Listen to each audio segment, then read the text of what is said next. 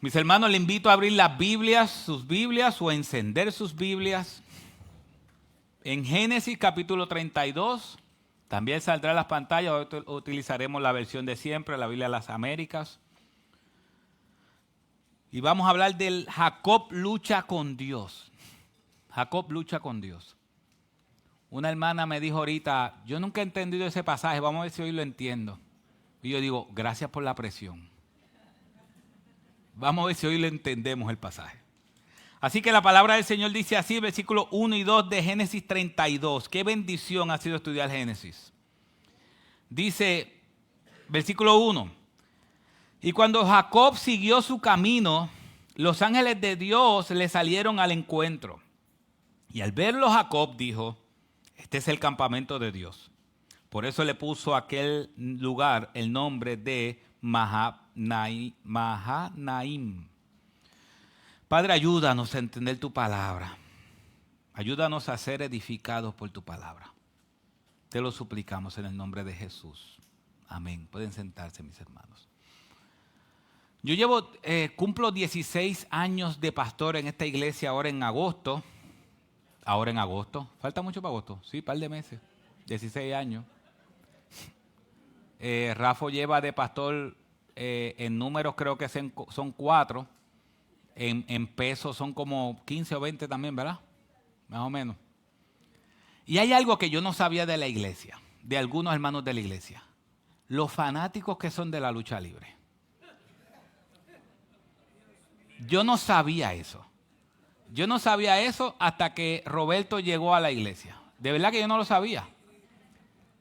Entonces yo veo unos símbolos que hacen así y yo digo, estos están en ganga. O algo así, estarán en ganga o algo. Y de momento veo que otro hermano y viene Royal Rumble y hasta chat y todo tienen de lucha libre. Sí, no, chat, bien espiritual me imagino. Dale duro, te coge la silla y dale por la cabeza, yo me imagino. Entonces yo recuerdo, si hay unos recuerdos buenos con mi abuelo materno, es la lucha libre. Yo no sé cuántos de ustedes, no recuerdo para qué año, estaba la Capital Sport Promotion, ¿se acuerdan eso? De Hugo Sabinovich, todos los sábados a las 11:30 y los domingos, era Tangana, ¿recuerdan eso? Cuando a Tangana vino los otros días estaba la película, yo tuve que ver, vino mi hermano de Estados Unidos y recordamos siempre que mi abuelo nos ponía, no puedo repetir las palabras que mi abuelo utilizaba hacia los luchadores, pero era algo donde nos parábamos, nos sentábamos a ver la lucha libre los sábados y los domingos, y mi hermano vino y cuando estábamos acá, estaba la película de la lucha libre, así que fuimos allá y vimos la película y revivimos todo aquel tiempo de la Tangana, de Carlitos Colón, de Abdullah de Butcher, todas esas cosas. Quizás los más jóvenes no saben quiénes son, pero aquí precisamente eso es lo que el texto nos va a hablar. Nos va a hablar de una lucha. Nos va a hablar que Dios y Jacob luchan. Pero es importante que para entender por qué se da esa lucha, y yo espero que la hermana que me preguntó salgamos hoy claros por qué se da esa lucha, hasta lo que dice la Biblia. Tenemos que recordar que ya el evento con Labán terminó. Terminó el evento con Labán. Labán lo había engañado por 20 años. Él sale porque Dios le dice que saliera a la tierra de Canaán, a la tierra prometida. Pero hay un problema. Jacob tiene un problema. ¿Por qué Jacob había salido de la tierra prometida? ¿Ustedes recuerdan? ¿Recuerdan por qué Jacob había salido de la tierra prometida? ¿Recuerdan que salió huyendo? ¿Recuerdan que el hermano quería que matarlo? Así que ya habían pasado 20 años, pero todavía el problema estaba allí. Es como hay veces que la gente queremos huir al problema y el problema si no lo enfrentamos va a tardar 15, 10 años, 20 años y al final el problema está ahí. Entonces Jacob tiene un problema grande. Que Dios le dice, regresa a la tierra prometida, pero él sabe que allí se iba a encontrar con Esaú, su hermano. Y él casi nada, le había robado la primogenitura, había engañado a su padre, él había recibido la bendición y se fue porque el hermano lo quería matar. Así que para entender este pasaje tenemos que entender la lucha interna de Jacob. Jacob tenía una lucha interna. porque él sabía que su hermano lo iba a matar. Así que este texto nos va a hablar de una lucha, pero no tan solo de una lucha. Realmente nos va a hablar de dos luchas este texto. Nos va a hablar de la lucha de Jacob, entre la lucha espiritual de Jacob, entre la fe y la duda. Y nos va a hablar también de la lucha física entre Dios y Jacob. Es importante que cuando hablamos de la lucha, muchas veces cuando se predica este texto, se habla que la lucha entre Dios y Jacob fue una lucha espiritual. Fue una lucha espiritual. Y se enseña que tú tienes que luchar con Dios en oración de manera espiritual. Pero realmente esa lucha no fue espiritual. La lucha de Dios y Jacob fue física. Fue tan física que después de eso llamarían los jóvenes que terminó con flow. ¿Por qué? Porque terminó caminando cojo. Entonces yo me imagino que él iba después con flow caminando. Así de física fue esa lucha. Pero sí hubo una lucha espiritual entre la fe y la duda. Y yo creo que todos nos podemos identificar ahí. Hay momentos donde tenemos fe y hay momentos donde ¿qué? Donde dudamos. Así que primero, ya habían pasado 20 años. Jacob tiene que enfrentar a su hermano y está en todos los trámites de cómo enfrentar a su hermano. Así que lo primero que vemos en este texto, por lo menos en la historia, es Jacob y la protección de Dios. Vemos que Dios comienza y le está mostrando a Jacob que tiene una protección, versículos 1 y 2. Dice, y cuando Jacob siguió su camino, los ángeles de Dios le salieron al encuentro. Y al verlos, Jacob dijo, este es el campamento de Dios, por eso le puso a aquel lugar el nombre de Mahab-Naim. Y esa palabra final, que no la voy a repetir nuevamente, significa 2 campamentos. Así que imagínense esto. Jacob va a enfrentarse a su hermano. Y cuando digo va a enfrentarse, no es que va a pelear con su hermano, es que se va a enfrentar con la realidad de que tiene que hablar con su hermano porque había engañado a su hermano. Su hermano había prometido matarlo. Y él tiene que regresar a hablar con él. Pero cuando él va a regresar a hablar con él, Dios le muestra a Jacob que tiene una protección sobre él. Y cuando él va camino a hablar con su hermano, en ese momento le salen ángeles, le salieron al encuentro. No dice un ángel, dice ángeles. Se entiende que cuando dice ángeles está hablando de un batallón de ángeles que está acompañando a Jacob.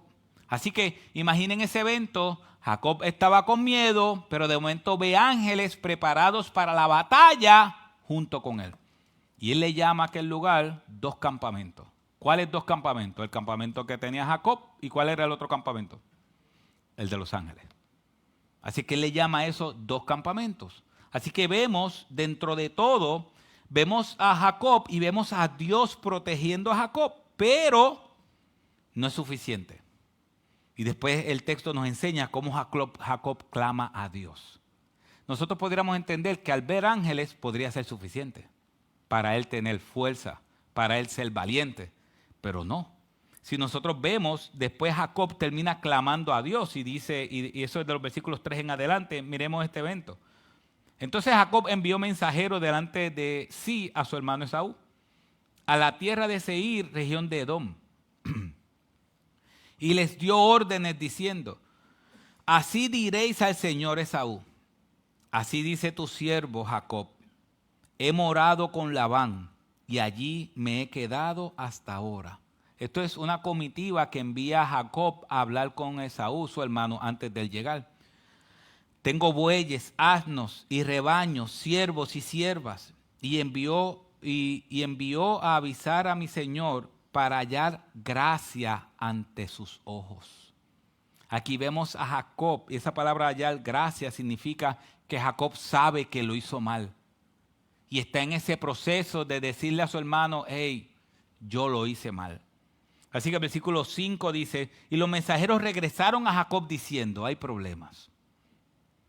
Fuimos a tu hermano Esaú, y él también viene a tu encuentro, ¿y qué?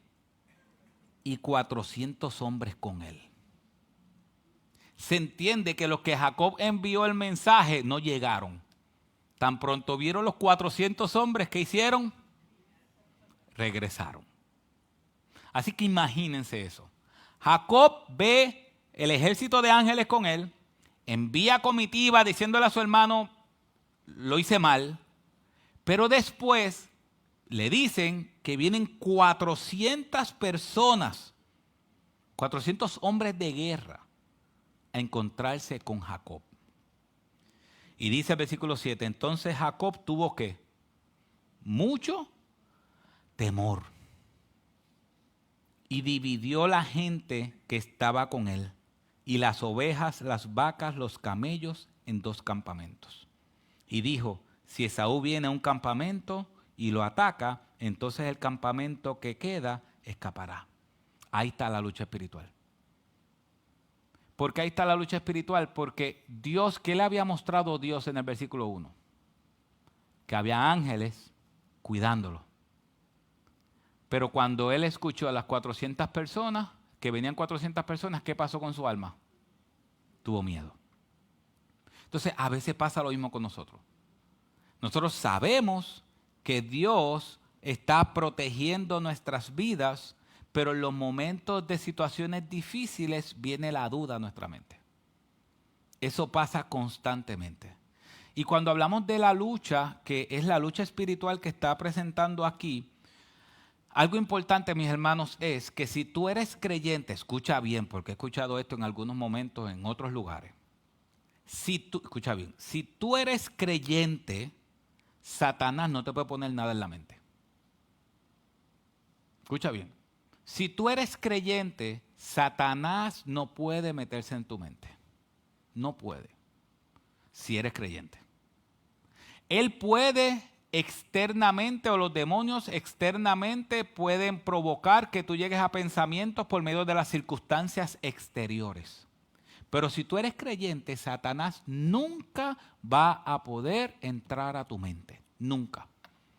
Porque el Señor dice en Juan capítulo 10 que nosotros estamos en las manos ¿de quién? Estamos en las manos de Dios. Y dice, nadie podrá arrebatarlos de mi mano. Si nosotros decimos que Satanás está dentro del creyente, pues entonces tenemos un problema. Porque entonces el Espíritu Santo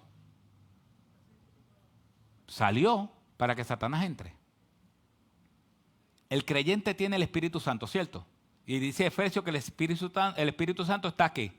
Sellado en el creyente. Así que si ya el Espíritu Santo está dentro del creyente y mora dentro del creyente, no hay espacio para Satanás. La casa está llena. No hay espacio. Así que cuando hablamos de batallas espirituales, en este caso, no estamos hablando de una batalla en la mente entre Satanás y nosotros. La batalla de Jacob fue entre la fe y la duda. Y muchas batallas espirituales de nosotros es entre la fe y la duda. Pablo estaba claro de eso. Pablo dice que no tenemos enemigos sino los principados de este mundo. Son cosas espirituales que nos atacan, pero nos atacan de manera externa. Ese ataque no puede ser interno, porque ya el Espíritu Santo está con nosotros. Así que, por favor, no diga por ahí que el Satanás me puso cosas en la mente. No, Satanás, si tú eres creyente, Satanás no te puede poner cosas en la mente. Yo a veces veo la brujería y la gente con miedo a la brujería. Mira, que le hicieron un fufú, que dicen o algo así, le hicieron un qué sé yo. ¿Fufú qué se dice? No sé si. No sé, un trabajo, le hicieron un trabajo para el amor y búscate una pieza que quedó en tu casa de la jopa y tráemela aquí y yo le voy a poner 4 cintas. Mira, hermano, al creyente no hay chance. Si Dios está con nosotros, ¿quién contra nosotros? Ahí no hay manera. La oración más bien es la fe o la diferencia entre fe en unos momentos y la duda en otros momentos. Así que vino Jacob y dividió la familia. Jacob dijo en el versículo 8, bueno, vamos a dividirle esto porque si Esaú ataca un campamento, el otro queda libre. Así que vamos a dividirlo en 2. Pero Jacob ora al Señor. Y miren la oración de Jacob. Y dijo Jacob, versículo 9, oh Dios de mi padre Abraham y Dios de mi padre Isaac, Oh Señor, que me dijiste, vuelve a tu tierra y a tus familiares, y yo te haré prosperar. Indigno soy de toda misericordia y de toda fidelidad que has mostrado a tu siervo, pues con solo mi cayado crucé este Jordán, y ahora he llegado a tener 2 campamentos. Líbrame, te ruego, de la mano de mi hermano, de la mano de Esaú, porque yo le tengo miedo. No sea que venga y me hiera a mí y a las madres con los hijos. Y tú dijiste, de cierto te haré prosperar, y haré tu descendencia como la arena del mar, que no se puede contar por su gran cantidad. Si nosotros vemos, ¿qué hubiese hecho el otro Jacob? El Jacob que robaba. Hubiese buscado técnicas humanas para poder pelear con su hermano. Pero en este caso no fue una técnica humana. ¿Qué decidió él hacer? Él decidió orar. Así que después de orar, Jacob se prepara para ver a su hermano, y esto fue lo que hizo. Y pasó la noche allí. Entonces de lo que tenía consigo, escogió un presente para su hermano Esaú, y 200 cabras y 20 machos cabríos, 200 ovejas y 20 carneros, y 30 camellas criando con sus crías, 40 vacas y 10 novillos, 20 asnas y 10 asnos. Y los entregó a sus siervos, cada manada aparte.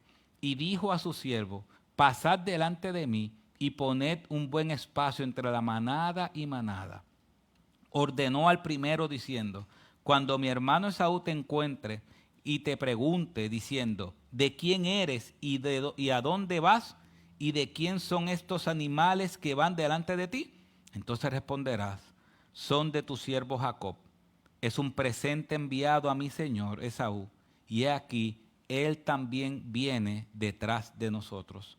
Ordenó también al segundo y al tercero y a todos los que iban tras la manada, diciendo, de esta manera hablaréis a Esaú cuando lo encontréis, y diréis, he aquí tu siervo Jacob también viene detrás de nosotros.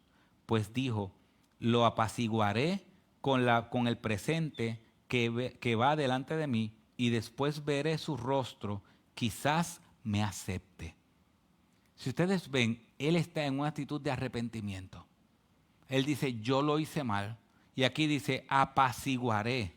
Significa cubrir. Ojalá, él lo que está diciendo es, todo lo que yo voy a enviar a mi hermano, ojalá que eso apacigüe su ira contra mí. Y el versículo 21, el presente pasó pues delante de él, y él durmió aquella noche en el campamento. Así que él está listo para morir. Él entiende que su hermano lo va a matar y está tratando de hacer todo lo posible para que su hermano no lo mate. Pero después de esto ocurrió uno de los eventos más impresionantes en la Biblia. Y es que Jacob lucha con Dios. Jacob lucha con Dios. Y yo sé que dentro de nuestra mente teológica pueden haber cosas que no vamos a entender del pasaje. Y está bien, porque si lo entendiéramos todo, nosotros fuéramos Dios y Dios no fuera Dios. Hay cosas que quizás no vamos a poder entender, pero el texto nos enseña que Jacob luchó con Dios. Y dice, y aquella misma noche se levantó y tomó a sus 2 mujeres y a sus 2 siervas y a sus 11 hijos y cruzó el vado de Jaboc y los tomó y hizo pasar el arroyo e hizo pasar también todo lo que tenía. Y Jacob se quedó solo. O sea que Jacob envió a su familia y Jacob se quedó solo. Y un hombre luchó con él hasta rayar el alba. O sea que Jacob envía a su familia y Jacob está solo en la noche.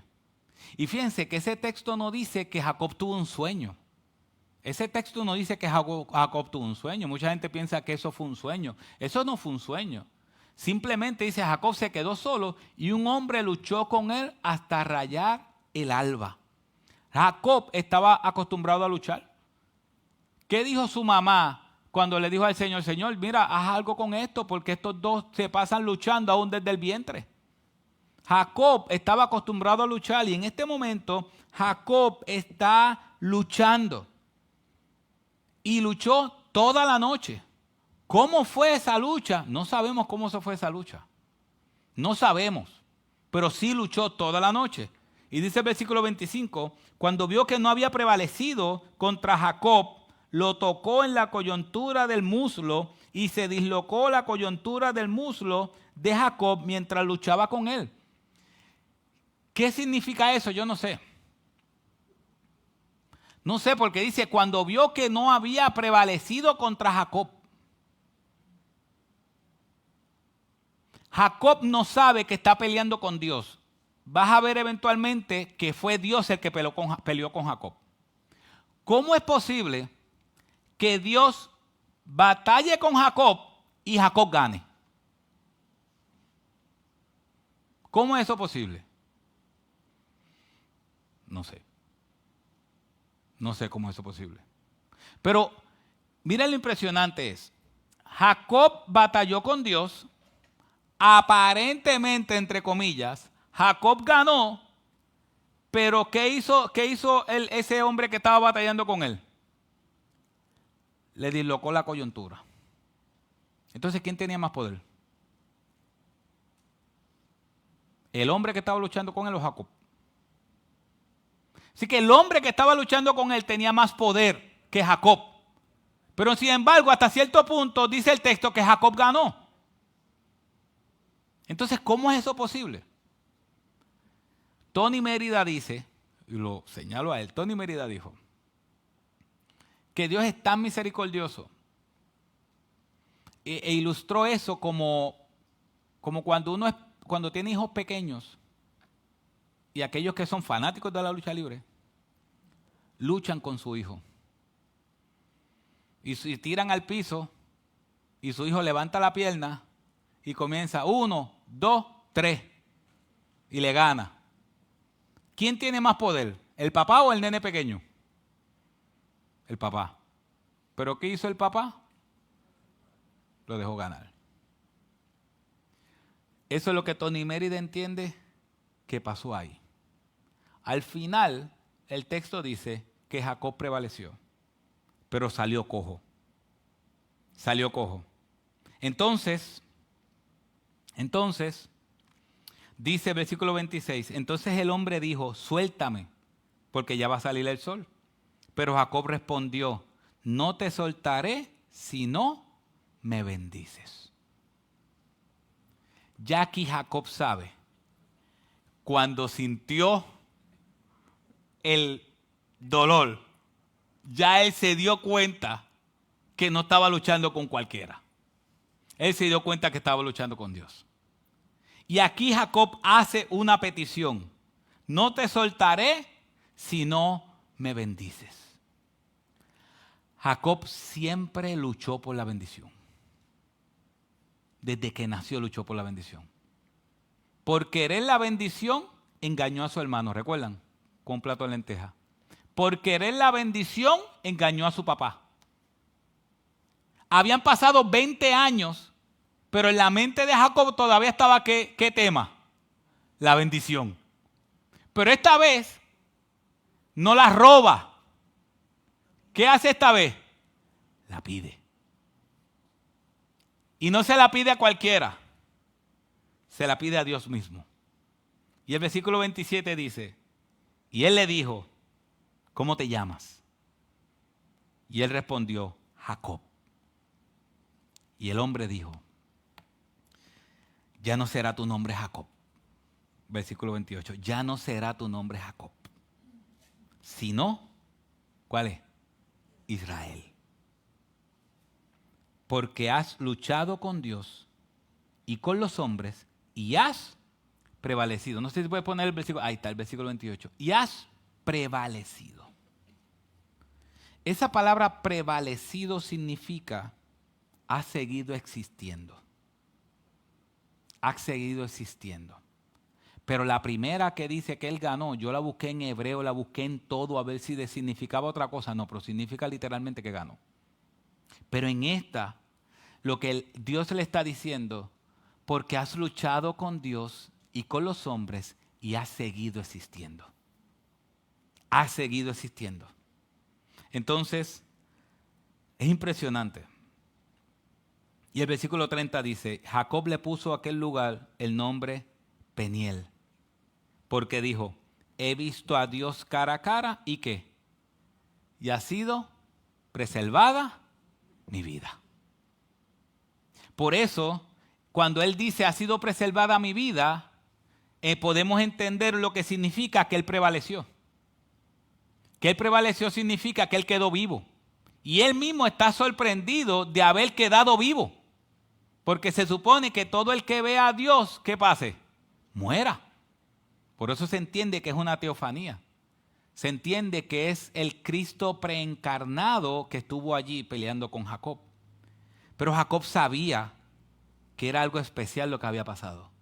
Y él dijo, he visto a Dios cara a cara y ha preservado mi vida.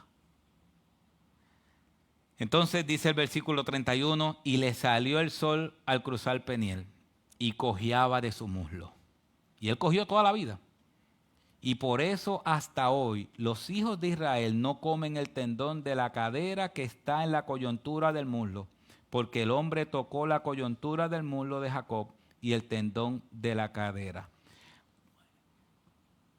Moisés está escribiendo eso 400 años después. Porque Moisés es el que está escribiendo Génesis. Más de 400 años. O sea que cuando pasó eso, el pueblo de Israel dejó de comer eso. Por 400 años, Moisés está diciendo, dejaron de comer eso hasta el día de hoy. Así que llevan 400 años sin comer esa parte. Ahora, ¿qué nos enseña este pasaje? ¿Qué nos enseña este pasaje a nosotros? Lo primero que este pasaje nos enseña, y ojalá que el Espíritu Santo nos recuerde esto, es la protección de Dios siempre está con sus hijos. La protección de Dios siempre está con sus hijos. Siempre. Siempre. Si nosotros vemos el versículo 1, dice que los ángeles le salieron al encuentro. Mis hermanos, hay un tema que usualmente nosotros no tocamos, y cuando digo nosotros, estoy hablando del pueblo de Dios, toca muy poco, y es el tema del trabajo de los ángeles hacia los creyentes.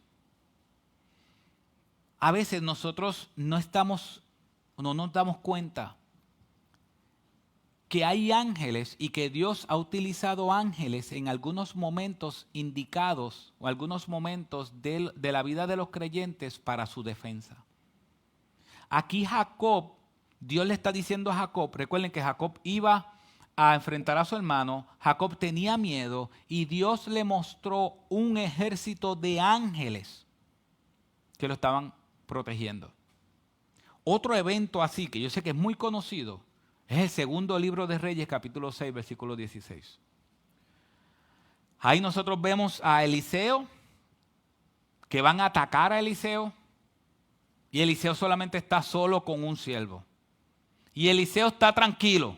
Eliseo está tranquilo, pero el siervo está como asustado. Y mire lo que dice el segundo libro de Reyes, capítulo 6, versículo 16, dice, y él le respondió a Eliseo, no temas, porque los que están con nosotros son más que los que están con ellos. Y Eliseo entonces oró y dijo, oh Señor, te ruego que abras sus ojos para que vea. Y el Señor abrió los ojos del criado y miró, y he aquí el monte estaba lleno de caballos y carros de fuego alrededor de Eliseo. Hay una crisis de fe en el siervo de Eliseo. Dice, nos van a matar. Y Eliseo estaba tranquilo. ¿Por qué? Porque él había visto los ángeles y el ejército de ángeles listos para la batalla. ¿Y qué dice Eliseo? Padre, por favor, ábrele los ojos al siervo para que vea lo que yo estoy viendo. No tan solo eso, cuando nosotros vemos en el caso de Cristo, en Mateo 4, después de la tentación, dice el 4:11, dice, el diablo entonces le dejó, y aquí ángeles vinieron y le servían. Los textos más modernos, los más antiguos no, pero los textos bíblicos más modernos, presentan que cuando Cristo está en el Getsemaní y Él está orando, dice que vinieron ángeles a confortar su alma. A veces nosotros no nos damos cuenta de que, yo sé que se escucha muy místico, que tenemos ángeles alrededor de nosotros cuidándonos. Y se escucha muy místico, se escucha como un cuento de hadas, se escucha como un cuento que uno le cuenta que uno le dice a un nene, tú tienes ángeles cuidándote. Pero cuando nosotros analizamos la Biblia muestra que ángeles cuidaron al pueblo de Dios. Ángeles cuidaron. Muchos eventos muestran eso.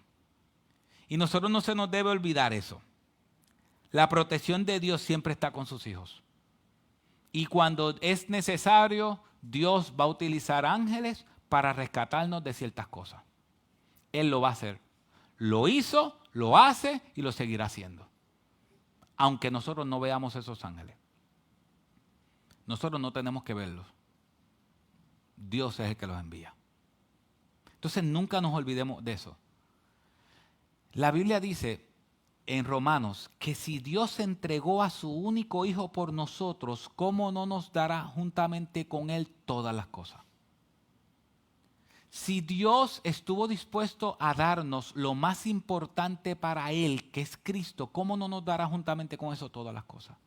¿Cómo es que Dios vino a la cruz del Calvario a morir por nuestros pecados y después Dios no nos va a proteger? Después Dios no nos va a proteger. Claro, es muy fácil decirlo aquí. Es muy fácil decirlo aquí. Pero nosotros estamos casi en el medio de una guerra. Y ¿sabes qué? En todos esos lugares que están bombardeando, nosotros tenemos hermanos misioneros que están allí. Tenemos hermanos misioneros que están allí. Tanto en Irán como en otros lugares. Hermanos misioneros que están haciendo el trabajo que solamente su iglesia local y algunas iglesias conocen sus nombres. Yo tuve el privilegio de hablar con alguien cercano a ellos esta semana. Esa persona está en una ciudad de 500,000 de personas. Y solamente se conocen de 5 creyentes. En 500,000 de personas. Están escondidos porque si ellos saben que son creyentes, lo pueden matar. Aún tuve que aprender a hablar con ellos el código. No es iglesia, es otro nombre. No son hermanos, son otro nombre. Porque el código de seguridad para hablar con ellos es tan complicado que nosotros estamos, no este tema, por ejemplo, estamos aquí en la iglesia.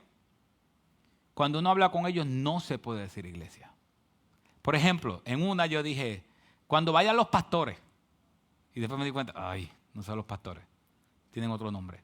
Aún los códigos al hablar con ellos es diferente.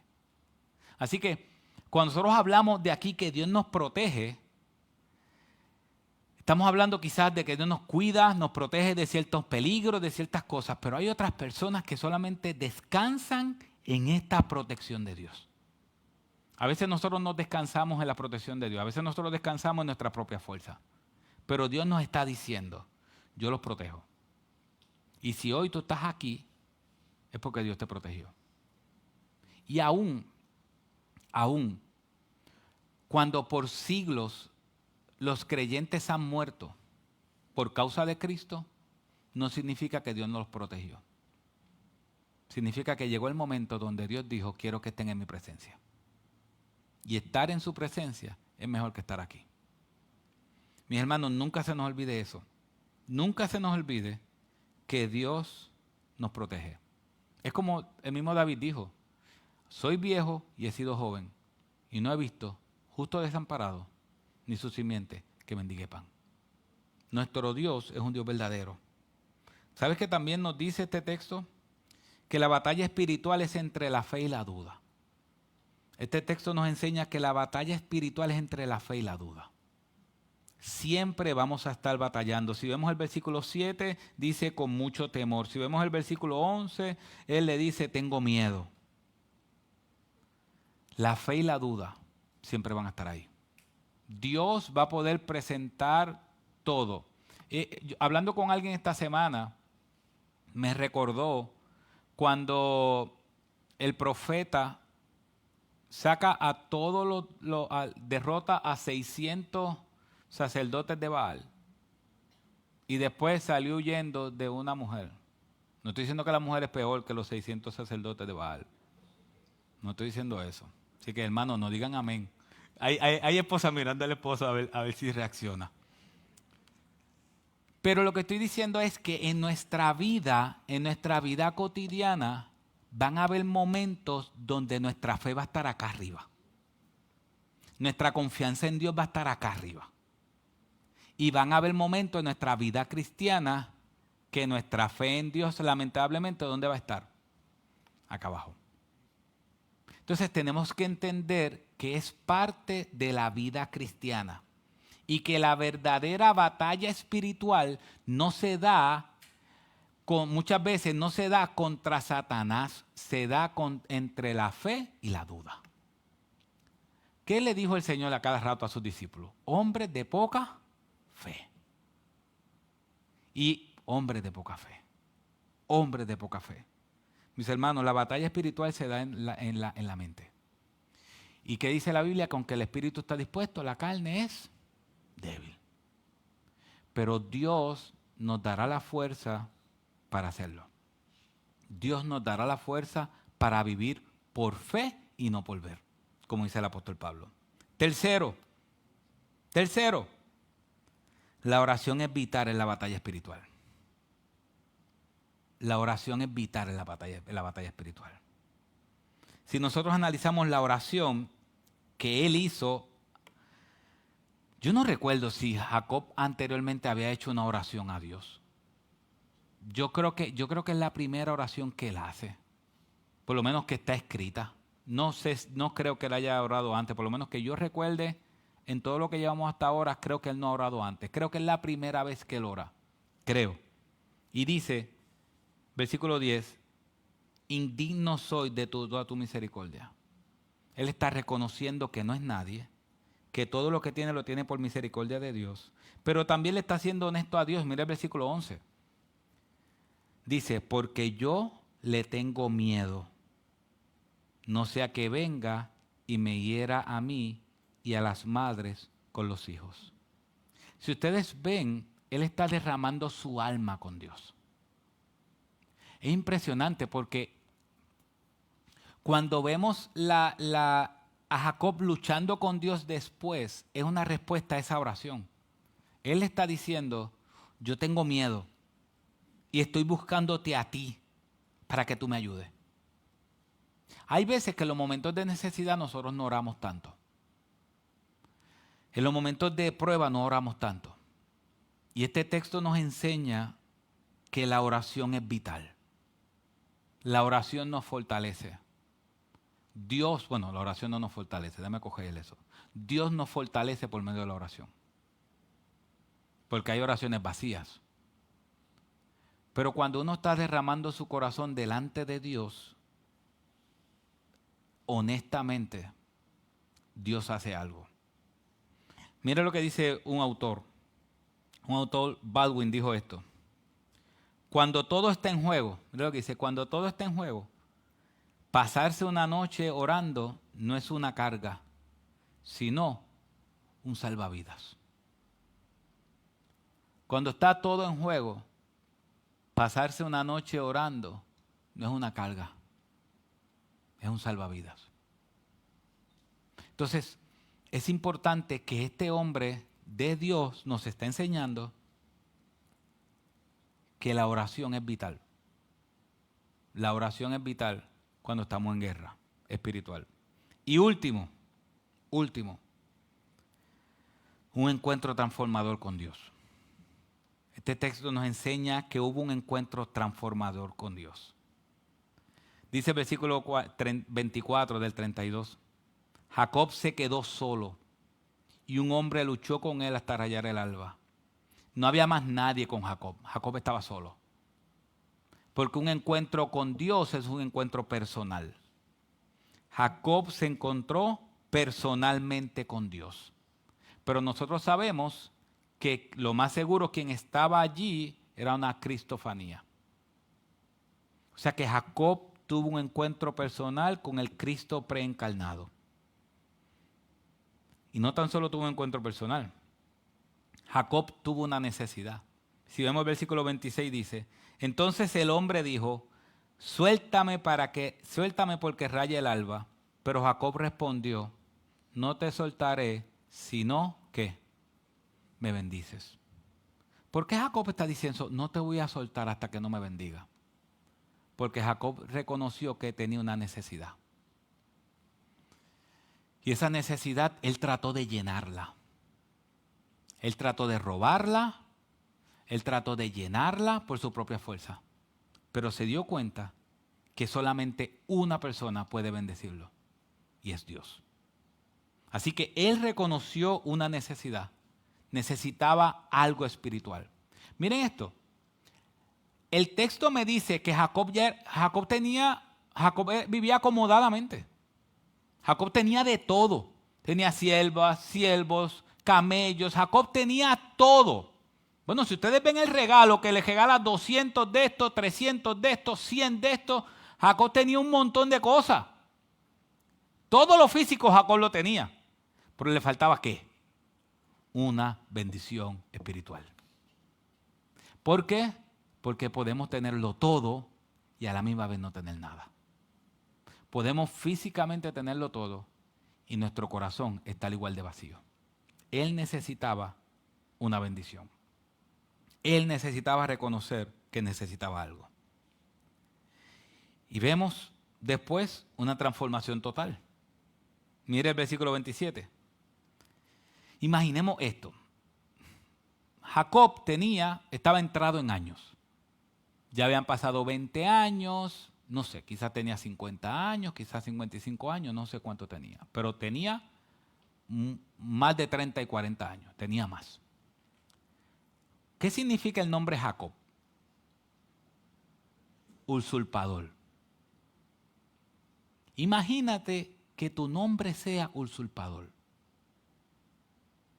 Y que donde quiera que te llamen, usurpador, ven acá. Eso está fuerte. Hay gente que esconde su primer nombre cuando no quiere que le llamen de ese nombre. Hay gente que esconde su segundo nombre porque no quiere que le llamen de ese nombre. Pero imagínate si te llamas usurpador. Imagínate de eso. Toda la vida, 50 años, el que roba, ven acá. Imagínense ese testimonio de ese hermanito. El que roba, ven acá. Pero Dios hace algo impresionante. Dios le dice, versículo 27, ¿cómo te llamas? Y él respondió, usurpador. Ese soy yo. Hasta ahora, lo único que he hecho es usurpar. Y Dios le dice, y el hombre le dijo, ya no será tu nombre Jacob. Ya no te vas a llamar más usurpador, sino que será Israel. Porque has luchado con Dios y con los hombres y has prevalecido. ¿Sabe qué significa Israel? Significa aquel que lucha con Dios. O aquel que lucha también de parte de Dios. Así que hubo una transformación total en Jacob.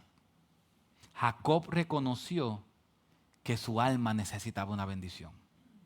Y Dios decidió transformarlo. Ya no será tu nombre Jacob, tu nombre será Israel. ¿Cómo Dios cambia los nombres? Lo hizo con su abuelo. Su abuelo se llamaba ¿cómo? Abraham. Y lo cambió a Abraham. Con Sarai. De Sarai a Sara. Y ahora de Jacob a Israel. Y de ahí en adelante se conocerá el pueblo de Dios como los hijos de ¿quién? De Israel. De ahí en adelante, de este evento en adelante, cambia toda la historia. Se convierten en el pueblo de Dios, el pueblo de Israel. Pero todo comenzó con un cambio del corazón. Dios cambió a Jacob. Y también Dios lo hizo con nosotros. El día que Dios nos cambió, quizás nosotros seguimos teniendo el mismo nombre, pero ya no teníamos el mismo Padre. El día que Dios me cambió a mí, yo sé que quizás usted lo ha escuchado 1000 veces, pero siempre tengo que recordarme ese día. Ese día yo entré a una iglesia obligado y bíblicamente hablando, dice Efesios, como yo entré con un padre, con Satanás. Porque dice la Biblia que todo aquel que nosotros ahora antes éramos hijos de Satanás y éramos desobedientes. El día que yo entré a la iglesia, yo entré como un hijo de Satanás, desobediente a todo, obligado o para hacerle un favor a alguien. Yo entré como eso. Pero ese día Dios me transformó. Y ese día mi padre cambió. Yo entré a la iglesia Bautista Ram como un hijo de Satanás y salí como un hijo de Dios. Me sigo llamando Junior, pero mi corazón fue transformado y ahora ya no soy un hijo de perdición, ahora soy un hijo de salvación por medio de Él. Todos necesitamos transformación. Todos necesitamos ser transformados. Y lo más impresionante es que el mismo que luchó con Jacob fue el que me salvó. El mismo que luchó con Jacob, el Cristo preencarnado, fue el que me salvó después de morir en la cruz del Calvario. Y ese día, ese domingo, quien se apareció allí a mi alma y me convenció de que era un pecador y transformó mi alma, fue ese mismo que Jacob se encontró. Si usted me preguntara ese día muchas cosas, yo no hubiese sabido. Si usted me preguntaba ese día, ¿y la salvación es por gracia? Yo no lo hubiese podido contestar. ¿La salvación es por fe? No sé. Hubiese sido como aquel ciego. Yo no sé. Lo único que yo sé es que antes era ciego y ahora veo. Lo único que yo sé es que antes era un pecador, que no quería nada que tenga que ver con Dios. Pero Dios ha puesto una semilla impresionante de deseo en mi corazón por Él. No sé nada más. Yo solamente sé que ahora quiero leer su palabra, quiero estudiar su palabra y ahora lo amo cuando antes no me importaba. Esa es la transformación que Dios da. Así que mis hermanos, aprendimos hoy de la mejor lucha. La mejor lucha no es SummerSlam, no sé dónde están los muchachos, no es SummerSlam, ni WrestleMania. No es la mejor lucha de Andrés de Giant y Hulk Hogan. ¿No se acuerdan? Que yo no recuerdo de esa. No es la mejor de todos los tiempos. La mejor lucha de todos los tiempos fue Jacob luchando con Dios y siendo transformado por Dios por medio de esa lucha. Ojalá que si tú estás aquí y no eres creyente, hoy te hayas encontrado con Dios y Dios cambie tu corazón y tu alma para siempre. Solo a través de Cristo. Padre, gracias, Señor, gracias por tu palabra, gracias porque aprendimos hoy, Señor, de tu palabra, aprendimos hoy de cómo esa lucha con Jacob, cómo Jacob luchó contigo, Señor. Aprendimos hoy que tus ángeles acampan alrededor nuestro, que tú nos proteges. Aprendimos lo vital que es la oración en los tiempos de lucha. Aprendimos que la lucha, la mayoría de la lucha, sí está Satanás o sus demonios acechándonos como león rugiente buscando a quien devorar. Pero nuestra mayor lucha es entre la fe y la duda. Ayúdanos a creer en ti. Y Padre, gracias, porque aquel que transformó a Jacob también nos transforma a nosotros. Y yo espero en el nombre de Jesús que hoy tú transformes por medio de Cristo Jesús a aquel que no te conoce. Que hoy haya entrado a este lugar teniendo, como me pasó a mí, como padre a Satanás, pero salga de este lugar con un padre diferente. Con un padre que murió por él en la cruz del Calvario por ella y un padre que le ama. Solamente a través de Cristo. Señor, gracias por tu palabra. Y exaltaremos a Cristo con esta alabanza para tu gloria y para tu honra. Gracias por Cristo Jesús. En el nombre de Jesús. Amén.